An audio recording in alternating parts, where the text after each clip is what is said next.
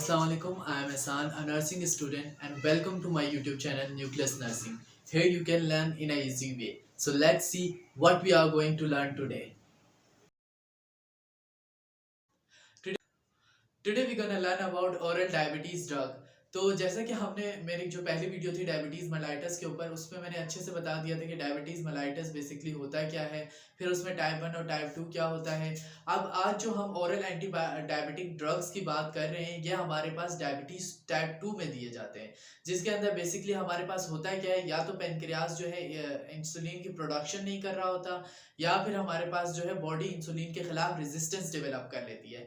तो पहले एक रिव्यू के लिए जो है मैंने एक ये रिएक्शन लिखा है जो हमें ये बताएगा कि बेसिकली हमारी बॉडी के अंदर ग्लूकोज की यूटिलाइजेशन किस तरीके से हो रही होती है।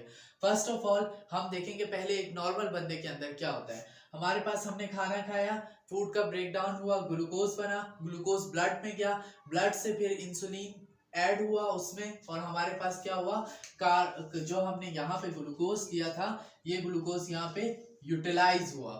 ठीक है, और अगर ये सिंपल ऐसा ही रिएक्शन चलेगा तो नो डायबिटीज, यानी आपको डायबिटीज नहीं है। डायबिटीज कब होती है, अब हम ये देखते हैं। आपने खाना खाया, ग्लूकोज बना, ब्लड भी क्या कहते हैं ब्लड में चला गया। अब प्रॉब्लम किस जगह पे आएगी, प्रॉब्लम तब आएगी जब ये इंसुलिन ब्लड में प्रेजेंट नहीं होगा। जब ये प्रेजेंट नहीं होगा तो आपको हो जाएगी डायबिटीज। ठीक है, अब इंसुलिन प्रेजेंट नहीं होगा, अब वो कितने तरीकों से होता है वो सब मैंने पहले बता दिया था।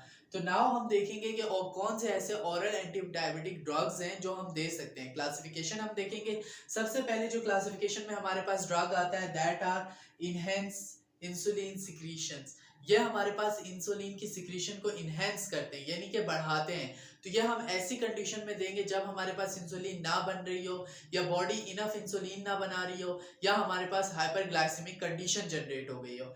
अब इसमें हमारे पास जो है दो सब ग्रुप्स हैं, that are potassium channel blocker और हमारे पास डाइपेप्टाइड पेप्टाइडेज 4 इनहिबिटर। तो सबसे पहले हम देखते हैं कि पोटेशियम चैनल ब्लॉकर हमारे पास क्या होते हैं। इसमें भी हमारे पास दो सब क्लास हैं, दैट आर सल्फोनाइल यूरेस, और उसके अलावा हमारे पास है मैग्लीटिनाइड, और जिसे हम फिनाइलिन एनालॉग भी कहते हैं। अब हमारे पास सल्फोनाइल यूरेस या जो हमारे पास पोटेशियम चैनल ब्लॉकर्स हैं, ये काम किस तरीके से करते हैं। तो let's move here in the diagram. सबसे पहले हमारे पास होता क्या है कि ये हमारा एक पेनक्रियास है। पेनक्रियास के अंदर ये जो है मैंने बीटा सेल बनाया है। हम सब अच्छे से जानते हैं कि बीटा सेल के अंदर ही हमारे पास जो है इंसुलिन की प्रोडक्शन होती है।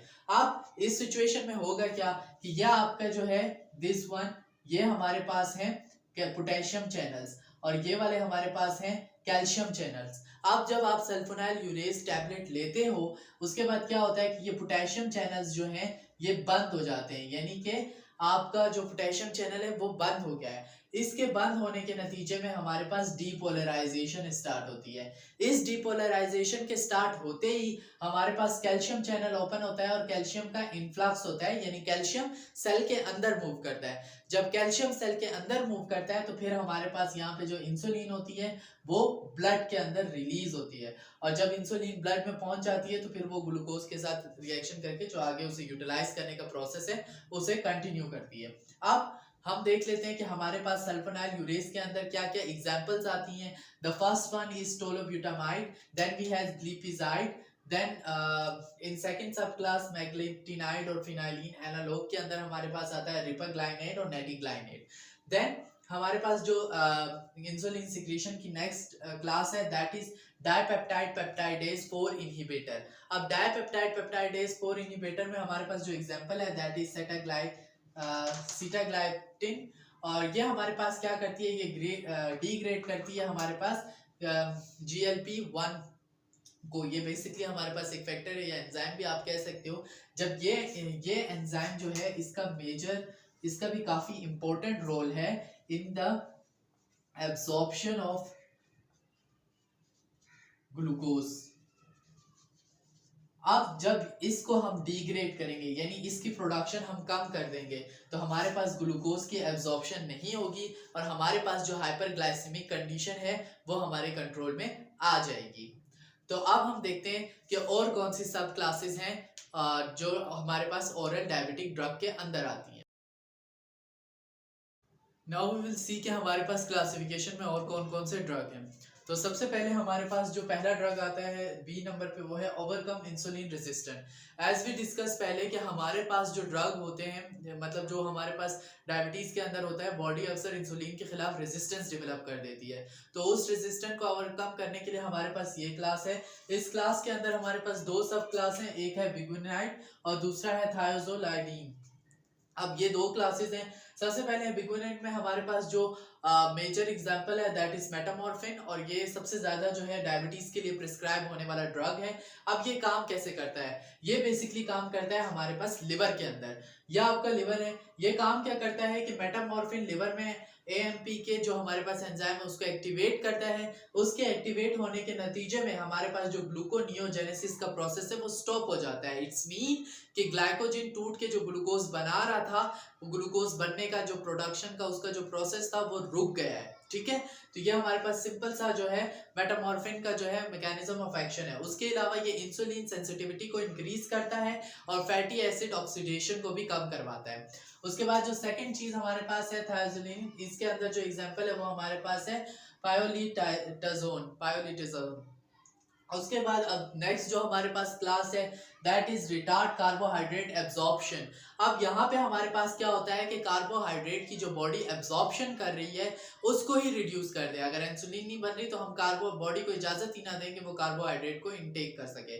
तो इस ग्रुप में जो हमारे पास क्लास है दैट इज अल्फा ग्लाइकोसिडेज इनहिबिटर, जिसमें हमारे पास एग्जाम्पल आती है एग्रोबोज, मिग्लिटाल एंड वेगोलिबोज। अब ये हमारे पास किस तरीके से काम करते हैं, हम इसका मोड ऑफ एक्शन देखते हैं।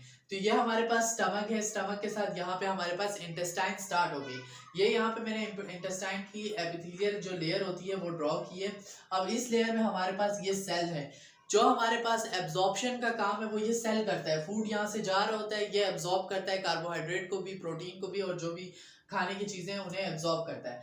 अब यहाँ से होता क्या है कि ग्लूकोज को एब्जॉर्ब करने के लिए, यानी कार्बोहाइड्रेट को एब्जॉर्ब करने के लिए इसे रिक्वायर्ड होती है अल्फा ग्लाइकोसिडेज एंजाइम की। यह एंजाइम इसे हेल्प करता है कि ये यहाँ से ग्लूकोज को उठाए और उसे ब्लड के अंदर ट्रांसफर कर सके। अब हमारे पास जब हमारे पास अल्फा ग्लूकोसाइडेज इनहिबिटर हम यूज करते हैं तो ये एंजाइम यहाँ से डिसमिस हो जाता है। डिसमिस का मतलब कि ये अब यहाँ प्रेजेंट नहीं है। जब ये यहाँ प्रेजेंट नहीं है तो यहाँ से ग्लूकोज जा ही नहीं सकता ब्लड में। याद रखिएगा, जो एक्शन एंजाइम, जो केमिकल रिएक्शन में जो कैटलिस्ट का रोल होता है, बॉडी के अंदर भी वही कैटलिस्ट, वही रोल जो है वो एंजाइम प्ले कर रहा होता है। इसको आप ट्रांसपोर्टर भी समझ सकते हो कि यहाँ पे वो ट्रांसपोर्ट का काम कर रहे हैं। जब ट्रांसपोर्टर ही नहीं है तो आपका माल कैसे एक जगह से दूसरी जगह जाएगा। तो इस तरीके से हमारी बॉडी कार्बोहाइड्रेट को लेस एब्जॉर्ब करेगी। जितने कार्बोहाइड्रेट लेस एब्जॉर्ब होंगे, यानी ग्लूकोज लेस एब्जॉर्ब होंगे, उतना ही हमारे पास जो है हाइपरग्लाइसेमिक कंडीशन होने के चांसेस जो है वो कम होंगे। Now the last one is other drugs. पहले जो हमने पढ़ा कि इंसुलिन सिक्रीशन को इंक्रीज करता है, देन हमने पढ़ा कि कैसे इंसुलिन की रेजिस्टेंस को कम करवाता है, देन हमने पढ़ा कि कार्बोहाइड्रेट की एब्जॉर्प्शन को कम करवाता है। अब लास्ट जो कैटेगरी है दैट आर अदर ड्रग्स। ये ड्रग्स हमारे पास डायबिटीज के ड्रग नहीं है, लेकिन ये हाइपोग्लाइसेमिक कंडीशन जनरेट करने में हमारे पास हेल्प करते हैं। The first one is sodium glucose को ट्रांसपोर्ट टू इनहिबिटर। अब यहाँ से को ट्रांसपोर्ट से ही आपको पता चल रहा है, जैसे मैंने यहाँ पे बताया था कि ट्रांसपोर्टर का मतलब है कि यही एक चीज को दूसरी जगह से, एक जगह से दूसरी जगह लेके जाएगा। तो यहाँ पे जो है ये को ट्रांसपोर्टर जो है ये ग्लूकोज की एब्जॉर्प्शन में हमारे पास हेल्प कर रहा है। तो ये ड्रग हमारे पास क्या करेंगे, ये उसे ग्लूकोज को ट्रांसपोर्ट नहीं करने देंगे, यानी कि ग्लूकोज ब्लड में जो है एब्जॉर्ब नहीं होगा।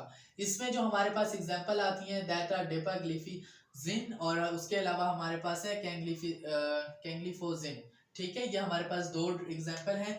Now the next and last one is dopamine D agonist. Dopamine हमारी बॉडी का एक तो न्यूरोट्रांसमीटर है, वो हमारे पास बहुत सारे फंक्शन परफॉर्म करता है। द मेजर फंक्शन हमारे स्लीप और वेक जो साइकिल है बायोलॉजिकल, उसको कंट्रोल कर रहा होता है। उसके अलावा ग्रोथ हार्मोन में उसका बहुत ज़्यादा है, ग्रोथ फैक्टर में उसका बहुत बड़ा रोल है। अब इसके साथ साथ जो हमारे पास डोपामीन है ये इंडिपेंडेंट होता है ग्लूकोज के लेवल को कंट्रोल करने के लिए। तो हम इसे इनहेंस करने के लिए ब्रोमोक्रिप्टिन देंगे। रिमेंबर ऑलवेज कि फार्माकोलॉजी में जब भी किसी चीज के साथ एगोनिस्ट लग जाए, मतलब ये उस चीज के साथ जाके कंबाइन होगा और उसकी एफिशिएंसी को बढ़ा देगा। इट्स मीन कि यहाँ पे हमने कहा है डोपामिन डी एगोनिस्ट, यानी ये एगोनिस्ट इस डोपामिन के साथ जाके कंबाइन होगा, इसकी एफिशिएंसी को बढ़ा देगा, ये पहले जिस लेवल पे काम कर रहा था उससे ज्यादा करेगा। इट्स जस्ट लाइक जैसे एड्स वगैरह में देखा होगा कि वो रेड बुल पीने के बाद कैसे एनर्जेटिक हो जाते हैं, सेम ऐसे यहाँ पे होगा कि ये जैसे ही हम मेडिसिन देंगे इसकी एफिशिएंसी और ज्यादा इंक्रीज हो जाएगी। ब्रोमोक्रिप्टिन हमारे पास इसकी एग्जाम्पल है। यहाँ पे हमारे पास जो है टॉपिक खत्म होता है। अगर आप लोगों को जो है इसकी कॉलम या चार्ट वगैरह चाहिए, इसके नोट्स चाहिए, तो आप जो है डिस्क्रिप्शन में दिए गए ईमेल और व्हाट्सएप नंबर पे कांटेक्ट कर सकते हैं।